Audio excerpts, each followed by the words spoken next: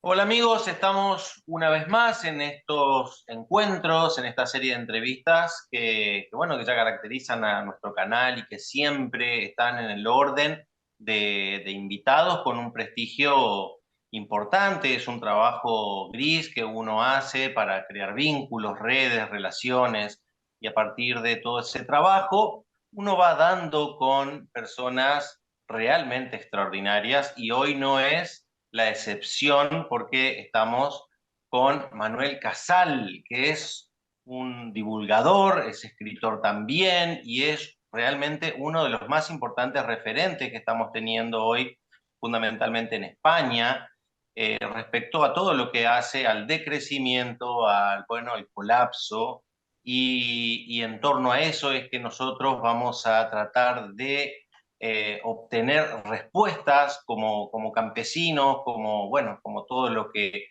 rodea a la clase trabajadora de América Latina, que hoy está en un mar de incertidumbre, fundamentalmente en países como la Argentina, donde tenemos gobiernos de tinte eminentemente fascistas, con una impronta que amenaza con destruir la poca naturaleza y espacios verdes que le está quedando a la República Argentina. Así que Manuel Casal, que él se autodenomina divulgador, yo creo que es un cuadro, es un referente y es una eminencia, pero bueno, aceptamos la modestia del querido amigo. Es también fundador y director, si no me equivoco, de la revista 151515, así como, bueno, Manuel, contanos un poquito brevemente quién es Manuel Casal, dónde estás, cómo está todo por allá. Bueno, pues te agradezco mucho la presentación, totalmente inmerecida, pero bueno, esos halagos se acogen con mucho cariño. Bueno, yo provengo de una familia de labradores gallegos que emigraron a una ciudad industrial, al País Vasco, en los años 60 y bueno, allí nací yo en 1970. Bueno, y estudié una carrera tecnológica, estudié la carrera de informática en la Universidad de Deusto y empecé a desarrollar mi trabajo en el ámbito de Internet en cuanto llegó la World Wide Web a España en 1993 aproximadamente. Y desde el primer momento descubrí que era un lugar fantástico para establecer conexiones con gente con la que tienes vínculos. En mi caso era con la diáspora gallega, que conocéis muy bien en la Argentina. Bueno, empecé, digamos, mi labor de ciberactivista, ¿no? Lo que se suele llamar un ciberactivista, en paralelo a mi labor profesional como consultor de Internet. Básicamente, pues era un ciberactivismo más cultural y político, sin meterme demasiado en temas ecológicos, aunque siempre me preocuparon. Y hasta que descubrí en 2008, descubrí el tema del peak oil. De ahí empecé a tirar del hilo, a otros factores de colapso y a meterme mucho más de lleno en el asunto, a contactar con otras personas. Por aquel entonces yo acababa de instalarme en Galicia, en la tierra de mis padres, porque yo nací en el País Vasco, en 2008 pues estaba recién llegado a Galicia, entonces empecé a contactar con otras personas que estaban conscientes del peak oil y entre ellas el que acababa de ser el director del Instituto Energético de Galicia, que fue la primera persona en advertir del peak oil aquí, que es Joan Ramón Doldán. Entonces me empecé a unir a ellos y empezamos a crear pues, organizaciones, publicaciones y empecé un poco a centrarme en esa faceta, ¿no? De divulgar inicialmente el tema energético, el tema del declive energético, pero luego vinculado con muchas más cosas y eso nos llevó al decrecimiento, el colapso, ahora también con el caos climático y todos los factores que están amenazando la civilización industrial. Bueno, y como fruto de esa divulgación, pues está la revista 151515 que tú has mencionado y otros proyectos y también pues algunos libros. El primero y al que le tengo un especial cariño es la Guía para el Descenso Energético, que la publicamos en gallego en 2013. Más adelante fue traducida al castellano, está disponible en castellano también.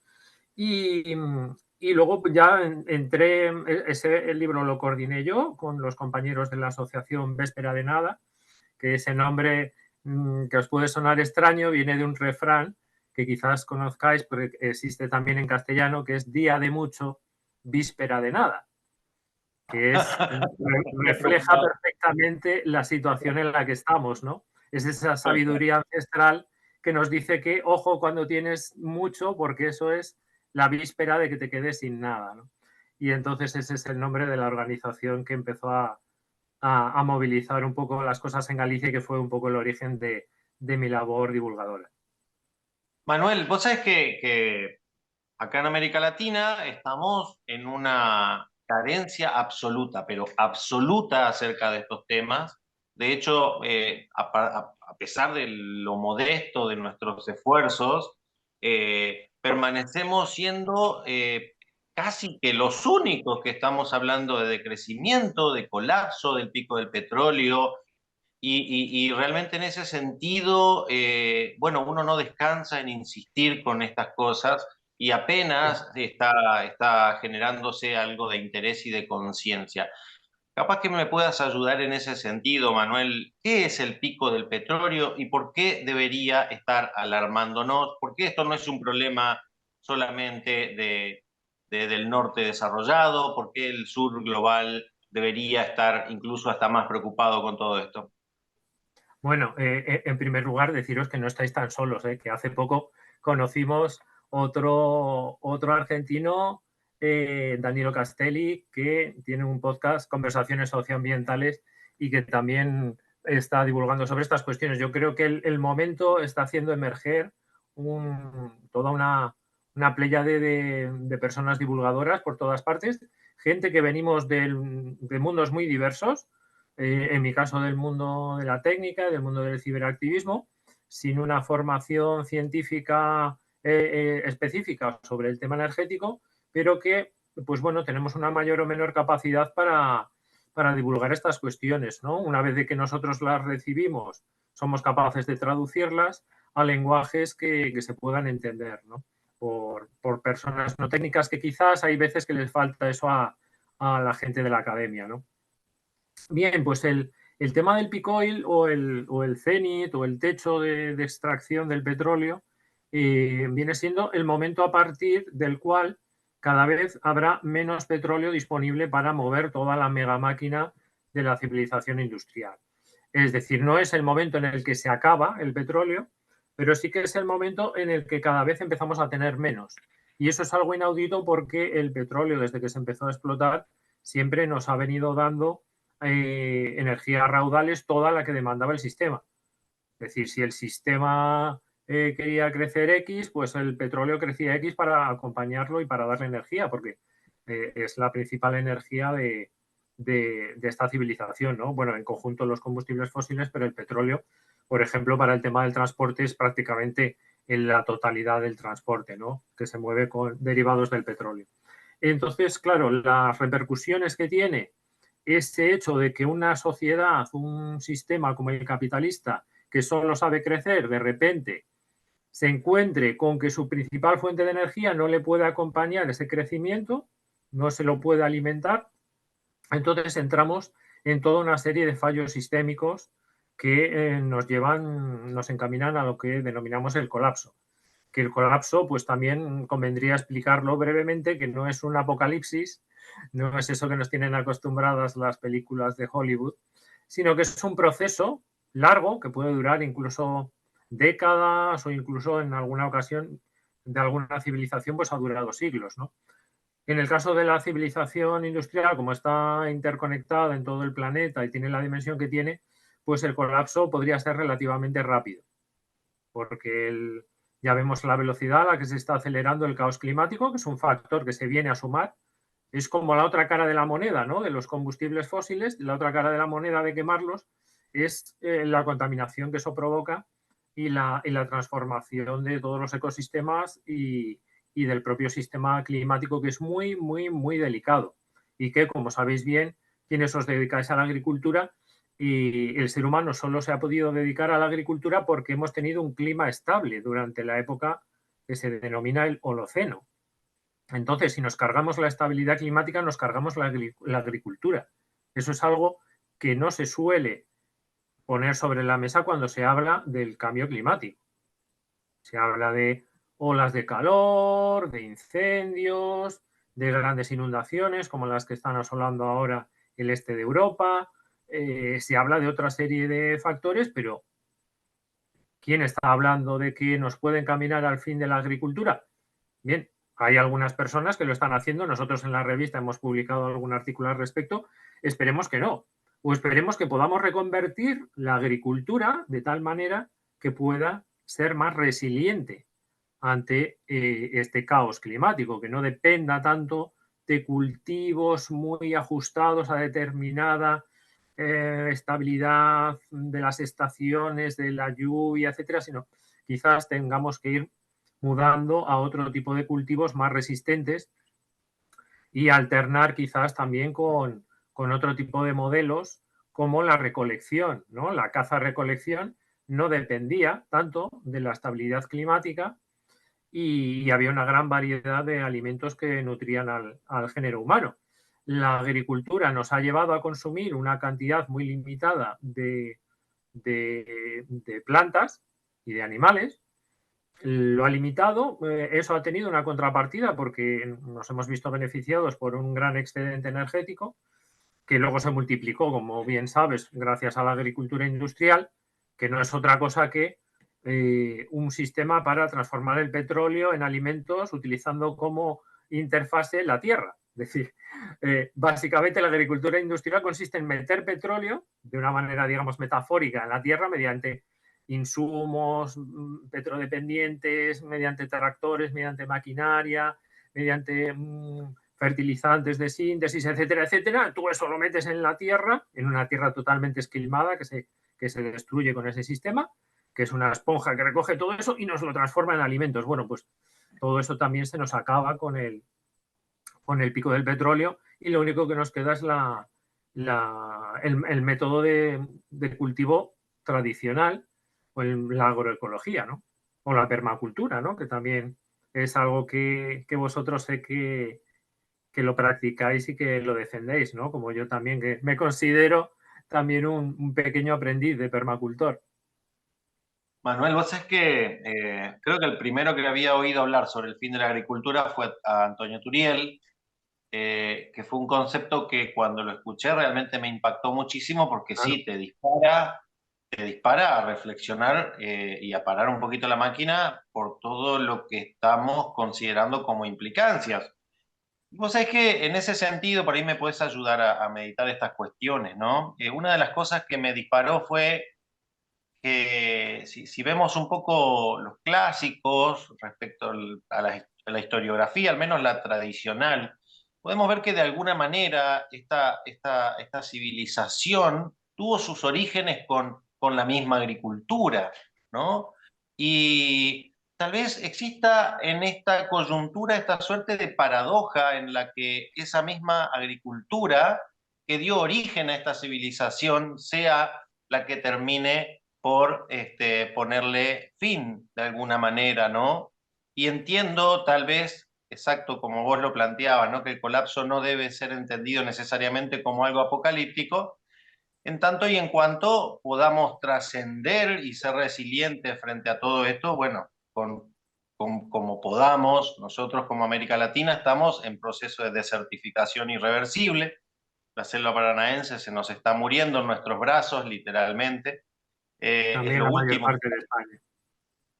es lo último que está quedando de la mata atlántica y ya sabemos lo que está pasando ahora, días anteriores con Amazonas, con todos los incendios.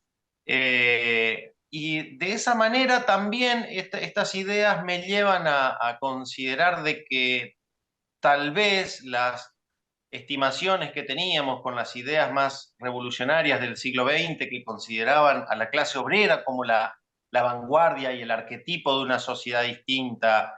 ¿No sería acaso, Manuel, por ahí me ayudás a desentrañar estas cosas? ¿No sería en este siglo XXI tan extraño la clase social campesina, aquella destinada a liderar una transformación ¿no? Desde la agroecología hacia una sociedad en permacultura.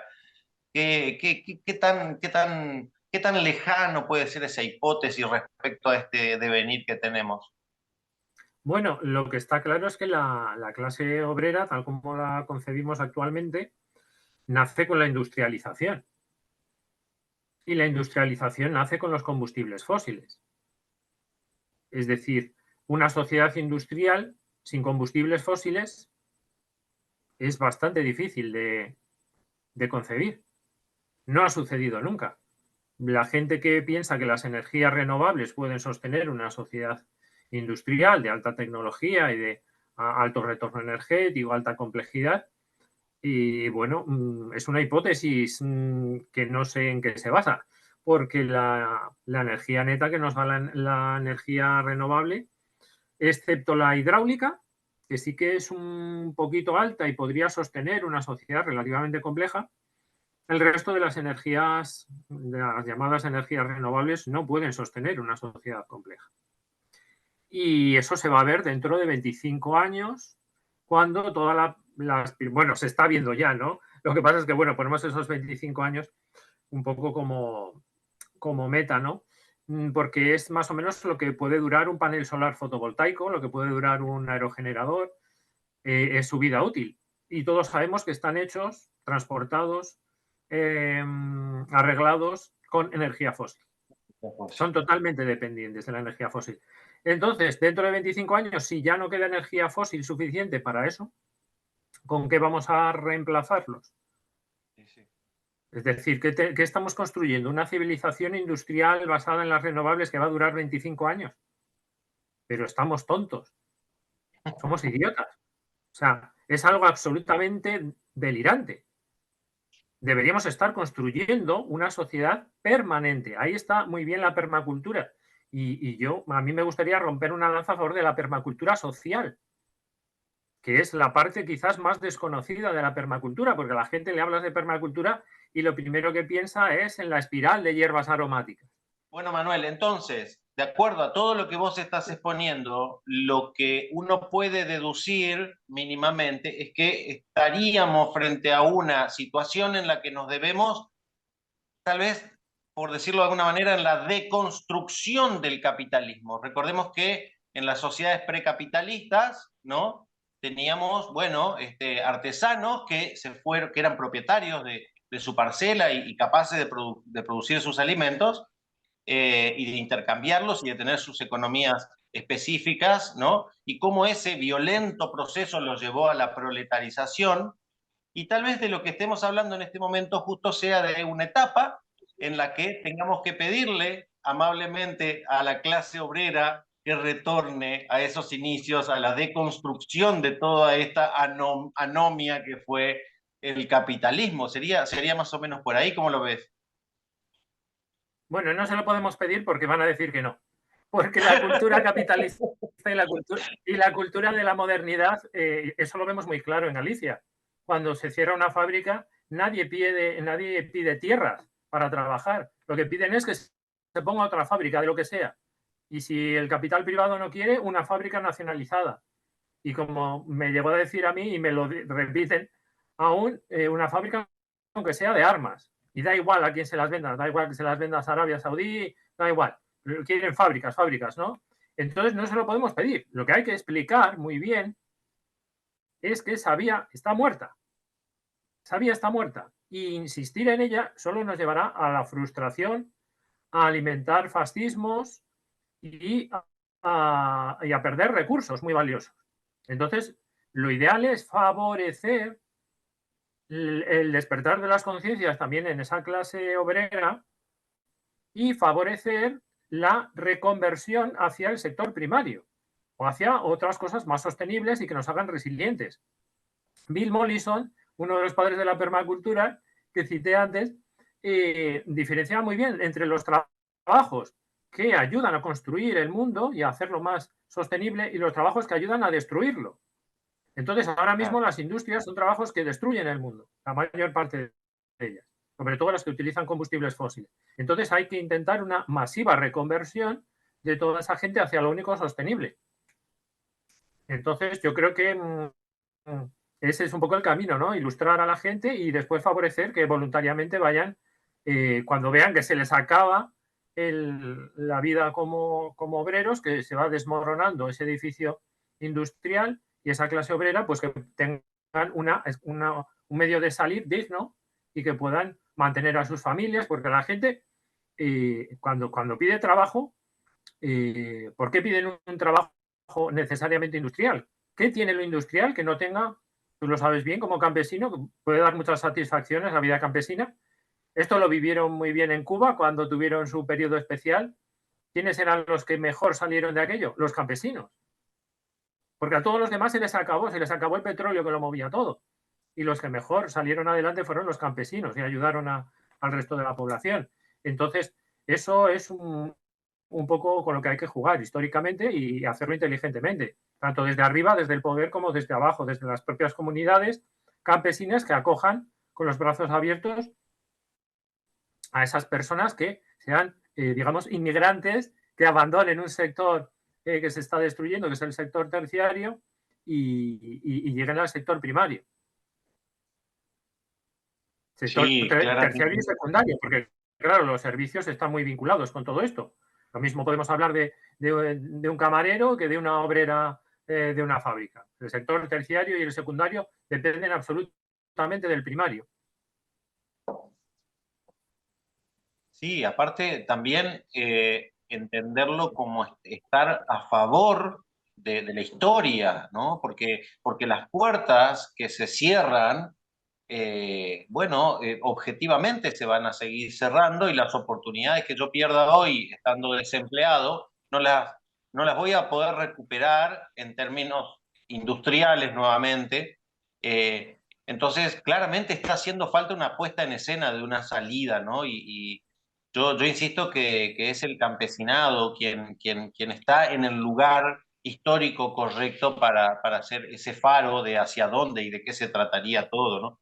Siempre hablando de clases sociales, yo invito a los oyentes también a que se comprenda esto en su justa medida, porque no hablamos de personalismo, no hablamos ni siquiera de organizaciones políticas, sino simplemente del ejercicio natural y efectivo que tienen las clases sociales en determinados periodos históricos para ejercer un liderazgo que se sustenta en las condiciones materiales de existencia y simplemente eso, son ejercicios naturales que se deslizan a partir de la misma conflictividad social.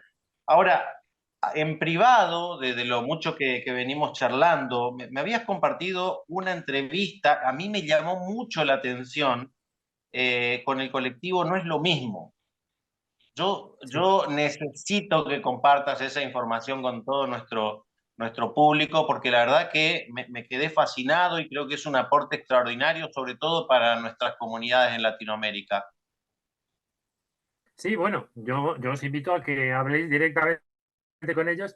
Yo os transmito un poco el resumen, que es lo que a mí más me ha resultado llamativo y que me parece un ejemplo fantástico de cómo con muy poquito apoyo del Estado, en este caso de un municipio, del Ayuntamiento de Santiago de Compostela, de la capital de Galicia, y con un grupo de gente que tenga la conciencia de hacia dónde hay que dirigir toda nuestra alimentación del futuro, cómo pueden darle la vuelta a un montón de problemas al mismo tiempo. Entre los problemas, la gente desempleada, problemas de tierras que están infrautilizadas en las proximidades de las ciudades, el problema de que nos vienen de muy lejos los alimentos ecológicos, la gente que consumimos en tiendas de productos ecológicos o que a veces podemos ir a comer a un restaurante ecológico, sabemos que esa comida, por desgracia, mucha de ella lleva una mochila energética importante que hace que, bueno, pudiera ser ecológica cuando salió de la huerta,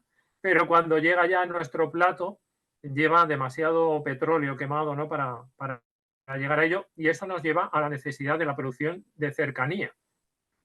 Entonces, este colectivo lo que hizo con apoyo del ayuntamiento fue poner en marcha unos cursos para formar a personas desempleadas en cultivo de huerta ecológica, con la intención de ponerlos luego en contacto con personas que tenían tierras que no estaban en producción para cedérselas y luego ponerlos en contacto en un circuito que funcionaría como una especie de cooperativa integral de productores y de consumidores, en la cual los elementos de la cadena, como serían los restaurantes o las tiendas que venden al consumidor final los productos ecológicos, se ponen de acuerdo con estas personas que están trabajando en las huertas ecológicas en los alrededores de las ciudades para decidir qué se planta, qué se cultiva y, muy importante, a qué precio se lo van a comprar. Es decir, el precio lo deciden entre los productores y los comercializadores, con lo cual se cierra el círculo y es una iniciativa en la teoría muy bonita y que su práctica, por desgracia, se vio un poco interrumpida. Aún siguen funcionando, pero no en la medida en la que podían haber llegado. Cuando llegó la pandemia del coronavirus, les pilló justo arrancando una iniciativa. Yo recuerdo que estuvimos en un local social cerca, bueno, en Santiago de Compostela, presentando la iniciativa y había, pues, yo creo que habría 100 personas o más de diferentes colectivos, cooperativas, consumidoras, sindicatos, gente del mundo político, del mundo activista, y la iniciativa estaba cogiendo fuerza, pero por desgracia llegó la pandemia y se quedó todo un poco parado, pero en teoría es muy bueno y muy replicable en cualquier lugar. Pero vos sabés que a mí me fascina, primero por lo simple, aparte lo explicás, vos tenés la facultad de explicarlo muy bien, y incluso vos me habías hecho saber, acá charlando, chateando fuera del aire, que ese acuerdo entre productor y consumidor también estaba en virtud de, bueno, decir, mira, yo tengo esto, o sea, en la chacra, en la finca, estoy teniendo esto. Pero el consumidor dice, bueno, ¿será que podríamos tener tal cosa? ¿No? Y entonces el productor dice, bueno, sí, yo puedo destinar una parte Claro. para poder tratar de abastecer. Pero yo, hermano querido, es bellísimo esto que vos estás exponiendo, porque es el sentido común, es lo que nos queda en el ser eminentemente humanos y la facultad que podamos tener de organizarnos en las cosas más elementales para satisfacer las necesidades de una manera lógica. Es la sensatez vuelta ejercicio de poder y de administración. Yo creo que, yo creo que se trata, pero mucho más que de una buena idea, se trata de un sendero, pero al cual realmente hay que retomar. Tomo tu compromiso de hacerme el pase con estos muchachos y le vamos a hacer una entrevista si Dios quiere, porque la verdad que me fascinó conceptualmente, me parece brillante, una síntesis preciosa de la coyuntura histórica. Manuel, sé que estás con tus traducciones, con tus trabajos, con tus cosas, estás con cantidad de laburo y así todo te haces este tiempito para compartir con nosotros y con todo nuestro público. No te quiero robar más tiempo, pero sí te voy a pedir lo que le pido a todo el mundo bueno, que participa en estas entrevistas y es que con tus palabras, con tu sabiduría, con tu saber, le puedas dirigir unas palabras fundamentalmente a los jóvenes de Latinoamérica, a los jóvenes campesinos de Latinoamérica, pero también a aquellos jóvenes que han sido campesinos y que han sido engañados y que hoy están en la ciudad, que son parias, que están desocupados, que están bueno, siendo excluidos de un sistema que les mintió y que hoy están buscando una salida, ¿no? ¿Qué tiene Manuel Casal que decirles a todos ellos frente a toda esta particular situación que vivimos como humanidad? Bueno, te agradezco la confianza en que pueda tener algo yo que comunicar de valor, porque hablando de sabiduría, que ha sido una palabra que has citado, yo creo que la sabiduría realmente está en la cultura campesina, ¿no?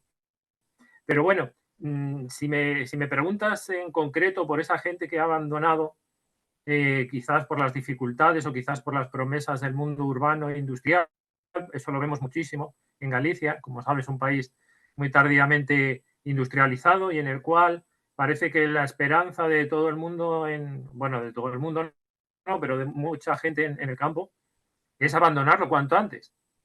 O que si no lo pueden abandonar ellos, que lo abandonen sus hijos.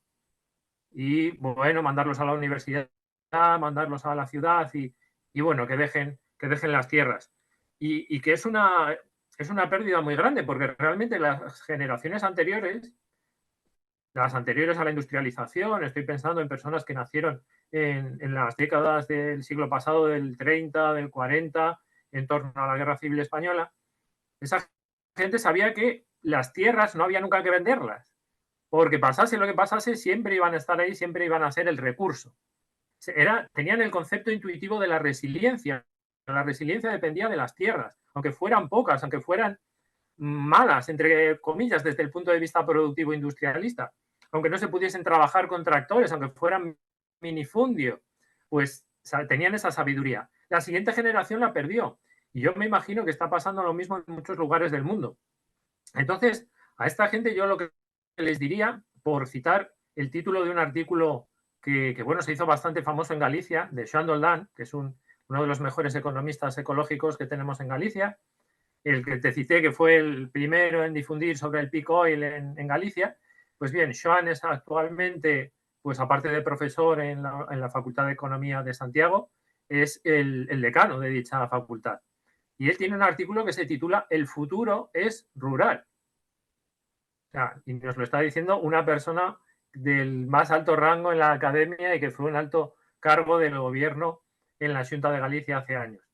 El futuro es rural porque todo depende del sector primario. La civilización se ha montado gracias a la agricultura. No hablo de la civilización industrial, esa se montó gracias al petróleo y al carbón, pero la civilización en general, con C mayúscula, depende de la agricultura. Por algo, todas las grandes revoluciones han tenido su componente también las revoluciones campesinas que se han vivido en todas partes del mundo, ¿no? En Europa tenemos una larga historia de revoluciones campesinas, siempre ha estado ahí en tensión, ¿no? Y yo lo que les diría es que no abandonen, que si han abandonado, que busquen la manera de retornar, porque si no, corren el riesgo quizás de abandonar unas tierras que eran de su familia, venderlas y al cabo de unos años, quizás la próxima generación tendrá que retornar a cultivar esas mismas tierras, pero que ya no serán de su familia, serán de una gran multinacional o serán de un estado fascista y ellos irán a trabajar allí de esclavos. Entonces, yo les pediría resistencia. Tenéis que resistir. Sois la clase, no sé si llamada a dirigir, pero sí a resistir para el futuro y a guardar la resiliencia y a guardar la tierra, a guardar la Pachamama, ¿no? Sería un poco el mensaje, esa resistencia y también transmitir esa cultura a los hijos. No hacer como hace mucha gente en Galicia de decirles, bueno, esto del campo es una mierda, mejor te voy a dar una carrera para que te vayas a la ciudad cuanto antes y me saques de aquí y me lleves a vivir contigo. No, no, tenemos que hacerlo al revés, a aprenderles a hacerles aprender a amar el oficio. Como dice un amigo mío, que abandonó la ciudad y abandonó un oficio de burocrático, de trabajo técnico. Dice, no hay nada que satisfaga más que cultivar alimentos sanos para que coman mis semejantes. ¿Qué oficio puede haber más bonito que eso? ¿Y qué oficio puede haber que sostenga toda la civilización? El único es el de campesino y campesina. Es el único. Tal vez sea, me animo a decir, una preciosa definición de ser humano, ¿no? La habilidad de producir alimentos para compartir con nuestros semejantes. Manuel Casal, un verdaderamente un honor y un privilegio tenerte en nuestro canal, tener bueno, eso, el privilegio de que accedas a ser también una voz hacia nuestros hermanos campesinos en Latinoamérica, bueno, que no la están pasando bien, que realmente necesitan de voces que ratifiquen ese rumbo de resiliencia y de resistencia. Así que en el nombre de todos ellos, hermano querido, decirte muchísimas gracias, pero también gracias por tu trabajo, tu trayectoria, tu historia, tu lucha, tu resistencia, porque sos un ejemplo para mí, para mis hijos, pero también para muchos que seguimos de cerca todas las actividades que llevan adelante, bueno, con la revista 15-15-15, bueno, y con todo ese colectivo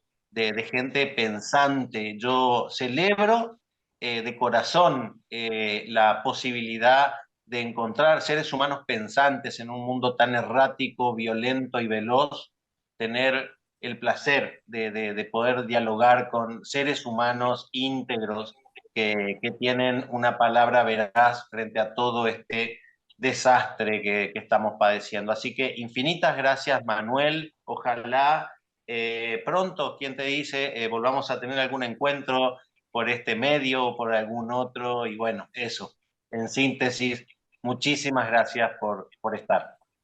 Nada, gracias a vosotros, Juan Carlos, y un placer auténtico. Y nada, también daros la enhorabuena por este puente tan importante que hacéis entre la gente que estáis con las manos en la tierra y la gente que, bueno, queremos estar ahí, pero de momento estamos con las manos en la cabeza pensando. Bellísimo, bellísimo. Bueno, Manuel, abrazo grande, saludos Un a saludo. todos por allá, Saludos. un mismo planeta, una misma lucha, hasta la victoria siempre. Saludos a Misiones.